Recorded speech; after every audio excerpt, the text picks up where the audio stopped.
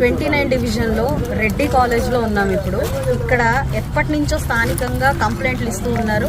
గంజాయి బ్యాచ్ విపరీతంగా పెరిగిపోయింది. అయితే ఎన్నిసార్లు కంప్లైంట్ ఇచ్చినా కూడా ఇక్కడికి ఎవరు వచ్చి పట్టించుకోని పరిస్థితి. స్థానికంగా ఉన్న వాళ్ళందరినీ కూడా ఇబ్బంది పెట్టే పరిస్థితి.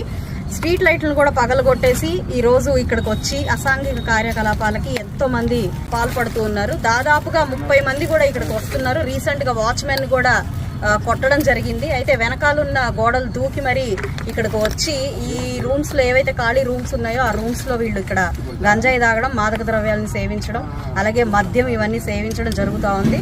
ఆఖరికి మద్యం సరిగ్గా దొరక్క ఇలాంటి స్పిరిట్ కూడా తాగేసి వారు ఏ పరిస్థితుల్లో మానసిక పరిస్థితికి ఎటువైపు పోతున్నారో తెలియని పరిస్థితుల్లో చుట్టుపక్కల వచ్చే పిల్లల్ని కానివ్వండి లేదా స్థానికంగా ఉన్న మహిళల్ని కానివ్వండి తీవ్రంగా హింసిస్తూ వారందరినీ కూడా టీజ్ చేస్తూ గంజాయి బ్యాచ్ అంతా కూడా పాల్పడుతూ ఉన్నారు. దీని మీద తీవ్రమైన చర్యలు